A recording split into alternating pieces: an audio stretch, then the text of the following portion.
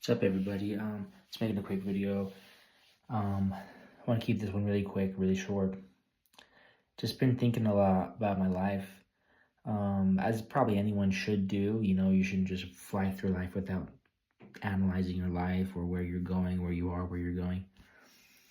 But I thought a lot the other day about getting a job where it put me in a better position to work in diesel. Like I kept saying, and I still believe this to a big degree, like changing oil or something, just something that would probably put me in a good position to work at in diesel. Thinking about how much I get paid. Ultimately, I don't really. There's a part of me which thinks if I get 12 grand together, I'll start to go into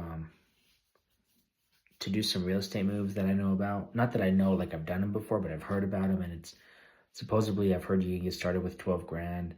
Um, Obviously, that's the lower end of the how much money you would need. But I mean, the point is like, from my understanding, I don't know who's watching this. There could be people more successful than me, less successful than me.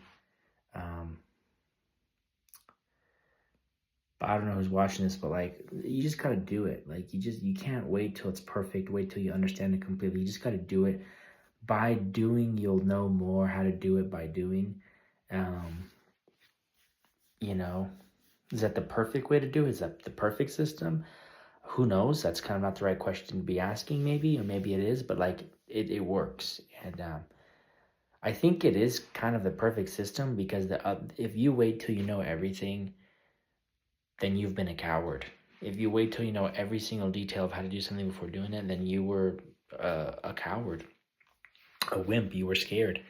So, not that you should try to do things purposely irresponsibly, but you should do it to the best of your knowledge, and then your best will increase. The most you can bring to the table or the best you can bring to the table will always go up. But it doesn't go up unless your capacity expands by going past your capacity. Um, but yeah, and I'm just really grateful for the opportunity my grandma gave me. I feel like my grandpa who's dead gave me this opportunity, or maybe my cousin. I don't know who exactly it is who is on the other side, who is dead, who helped me, because my grandma said she just came out, like she had this humongous urge that she needed to have me come up and live with her and go through school. And like, you don't have to believe me, but that's really what she said. I never asked her. I was gonna ask my grandma if I could live with her a year ago, and that's a long story. I never asked her. I asked my dad. My dad told me no, which is ironic because I don't even, that's probably wasn't the most efficient way of doing it. Should have just probably asked my grandma directly, but I never did. I lived in my car for a year, which was this is a lot of growth and learning experience, honestly. And then my grandma she texts me out of nowhere. I'm invited to come up and live with her and go to school. So uh, here I am. Obviously, well, I don't believe in the word obviously, because that's kind of making assumptions, and I'm not a big fan of assumptions.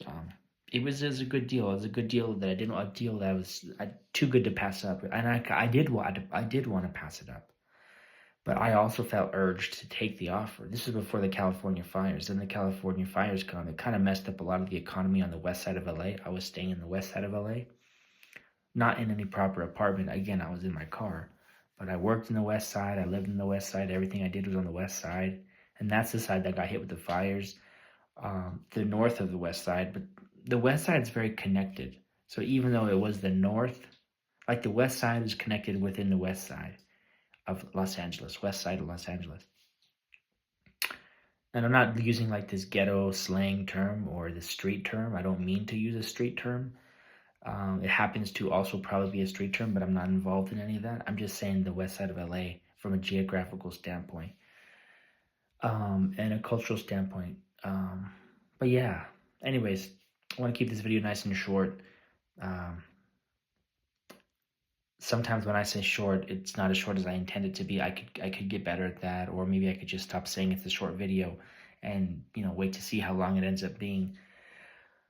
I'm excited to learn how to do video editing. I'm 29. I've never learned video editing. A lot of my generation has learned it, has even mastered it. People older than me, they know all this stuff. Again, it's a funny thing for me to say this because, who am I referring to? Out of the whole general population, there's people that don't know and people that do know. But I guess I'm focusing on the ones that I know. There's people my age and older who know, and people younger than me for sure know how to do video editing. So there's a lot of things I've wanted to learn in my life I just haven't done yet.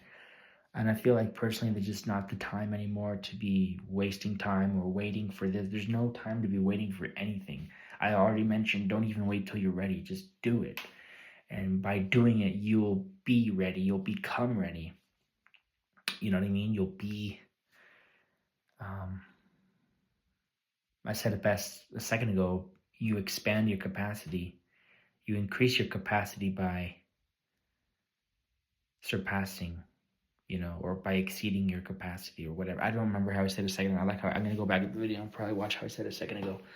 But basically, look, I work at a warehouse picking stuff off shelves. Even if I continue that job, I really want to get somewhere. I want to put away most of my paycheck, save it, probably put it in gold, quite frankly. And a lot of things that I hope you guys are cognizant of, and I'm cognizant of, and I could be more cognizant of, and I will be more cognizant of, is the social capital that we're dealing with.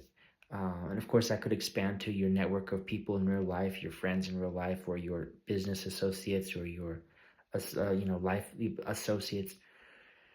But I'm talking about like social media. So like, even though I'm building in the real world my aptitude for a career, I'm going to be trained in diesel. I want to start working in diesel, even independent of being trained. I want to get real life experience. It might not be a certificate, but real world experience is just as valuable, if not more valuable, than a certificate. So that's the real world. That's all fine and good. But this modern day and age we live in, it's not just the real world we're operating in. If you have a business and you're not on social media, nobody will come to your business. If you have an in-person business, say you have like an auto shop, but you're not on social media, nobody will go to your auto shop. And it may be sad, it might seem unfair, but today we live one foot in the real world and one foot in the virtual world. And so social capital, what I'm talking about is like this right here, YouTube or Instagram. I'm on YouTube and Instagram. Some people are on TikTok, et cetera, right? So regardless, or not regardless, maybe regardless, the word I want to use is independent of how much I'm preparing myself in the real world, I'm going to do my social and make sure my social is good. And ironically, all my social is just recording how I'm going forward in the real world. That's basically the beginning of my brand, is just doing vlogs. You guys can see how I'm progressing, and I think it's interesting. You might not think it's interesting that no one's making you watch this. With all due respect, I think it's cool. I've watched people before on channels like this. Now, the people I've watched, it seemed like they were doing it. I think here's a trend. I'm going to be honest with you. People that do YouTube, they do it when they're ready to just take off in life. No one does a YouTube when they're not going anywhere. If they're going anywhere, if they have a YouTube, it's because they're going anywhere, and at the very least have the intentions to go somewhere. Again, what I hope to do is learn diesel, and I hope to break strength records. I've taken a break from lifting. I'm gonna get back into it. And people might think I'm lifting for social media. That's partly true, I'm not gonna lie.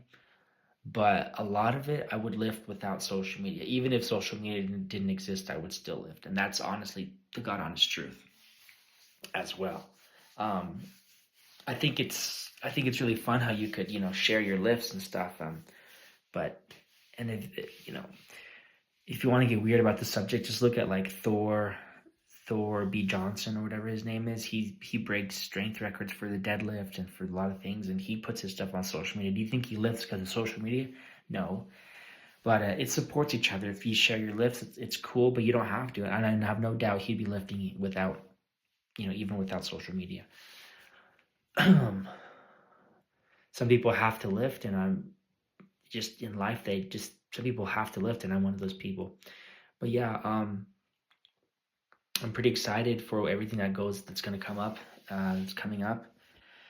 And what will my social be about? Well, I'm kind of still in the works of solidifying that or synthesizing that or whatever. But mostly what I do know and I have no doubt of is, at least at the moment, I reserve the right to change any of this. But as of now, what I really feel uh, good about is vlogging.